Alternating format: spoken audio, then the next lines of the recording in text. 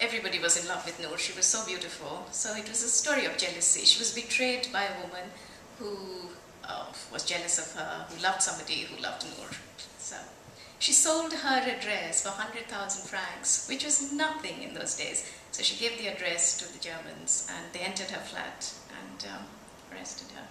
And before the betrayal, her whole network, because they were kind of built into cells of people who were actually the operatives, and then she did the radio work.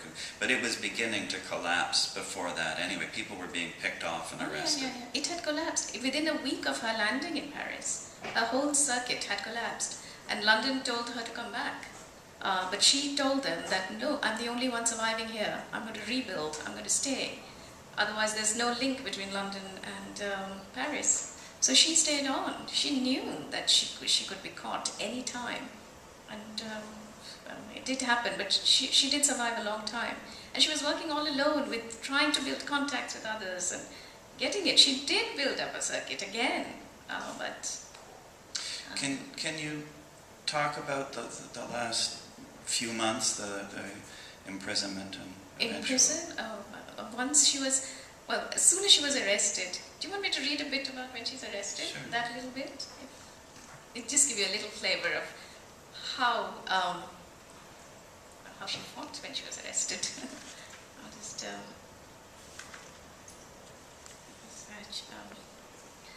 Okay, this is, she goes. The Germans have set this whole operation to catch her. And, okay, I'll read a bit. The house that Noor was staying at was at the Rue de la Fessandrie, a corner house which led off the Avenue Foch. The street was right opposite 84 Avenue Foch, headquarters of the Gestapo, who were distributed in small groups to watch her house. On the morning of 13 October, Noor came out of the main entrance and walked into the baker's shop, which was situated in the same building. Within minutes, she came out again and walked away. The German officer sent out to arrest her, Ruel and Hogg, were sure the girl was Noor. She was wearing a blue tailored dress trimmed with white and a dark hat. It was the dress Viano had bought her a few days earlier. They started following her. Suddenly Noor turned around and saw them. Instinctively she knew she was being followed and quickly disappeared around a corner. They did not see her again, though they searched the area thoroughly. Once again, Noor's training had come in handy. She managed to shake off her followers and disappear. After a lengthy search, the Germans returned to the station. 2 hours later, they heard that Madeleine had been arrested. Madeleine was her code name. The man who made the arrest was Pierre Cardot, a French officer working for the Gestapo. After she had shaken off the German officers, Noor had at some time returned to her flat in Rue de la Fessandrie. She turned the key in her lock and went in. Standing behind the door was Pierre Cardot. He had let himself into the flat and was waiting for her. A violent struggle followed. Cardot seized Noor by her hands, but she fought back savagely and bit his wrists. As Cardot tried to free himself, Noor continued to struggle, bit him harder, drawing blood. Eventually he was forced to release her hands. Cardot tried to push her on the sofa and handcuff her, but he could not subdue Noor, who was attacking him ferociously. Finally he drew his gun from his pocket, told her to keep still or he would shoot. Then with one hand training the gun on her, he used his second hand to make a telephone call to Kiefer at Avenue Foch and asked for assistance. Kiefer immediately sent Ernst Vogt and told him to take 2 or 3 men with him. Vogt described the scene later.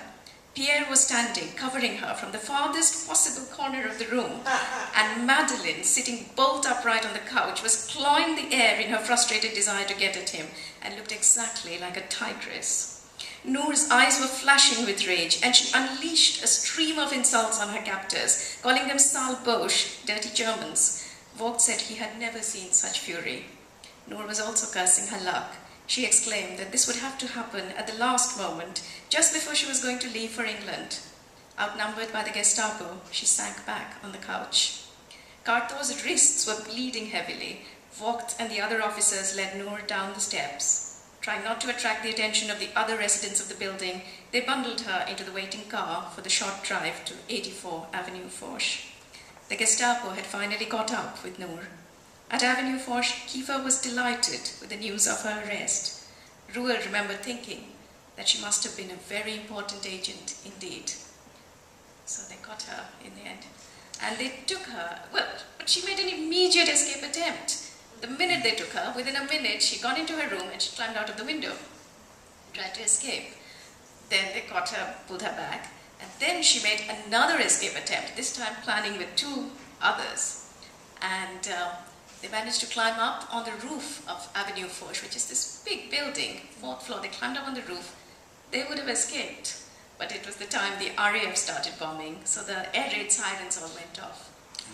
They searched the rooms, they found 3 prisoners missing, found them on the roof, got them back, and Kiefer would have, they just shot them point blank. He did point to her, he would have shot her straight, but something about Noor, he couldn't pull that trigger.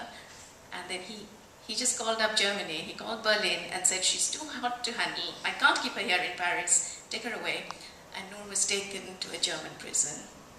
So she was taken far away to Pforzheim prison in Germany and kept there in the most dreadful conditions. She was shackled, both her arms were shackled, her feet were shackled, and there was a chain passing from her feet to her hands. So she couldn't move, she would have to hop like that. She couldn't clean herself, she couldn't feed herself. She was kept in complete isolation. 2 cells on either side, 1 on top, were all kept empty. She was sort of given her food when no one was there, and she was beaten every night. But she didn't give away any secrets. She didn't break at all. She didn't break.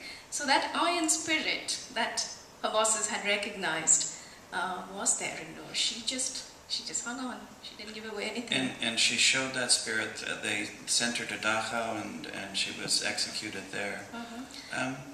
How do we know that part of the story? I mean, you go into it in great detail. It's because all the Germans gave their evidence afterwards when they had the war crime tribunals. They interviewed them at length. So in fact, this description of her arrest is from one of the files. I've just written it out, but it's what Werner Ruhl, one of those who was sent there, he describes it. And we also have the testimony of all the Germans the German who transported them to Dachau. He took 3 other SOE agents with him. The 4 of them traveled. Suddenly one fine day they were called out after 10 months, and she was told, we're taking you to Dachau. They took the train to Munich, and on the way, they had no idea. Suddenly she met 2 other agents who'd been brought from other jails, and they could speak in English. So it felt like a picnic. They were given some cigarettes, they were given some sausages to eat, and this beautiful Bavarian countryside. They looked at the mountains. It was a few moments of happiness, actually, before the end. And then they were taken to Dachau, and there she was kept again, taken in isolation, brutally tortured all night, and finally executed, gun to her head. And she defied her captors right till the end. Right. She went down screaming "Liberté,"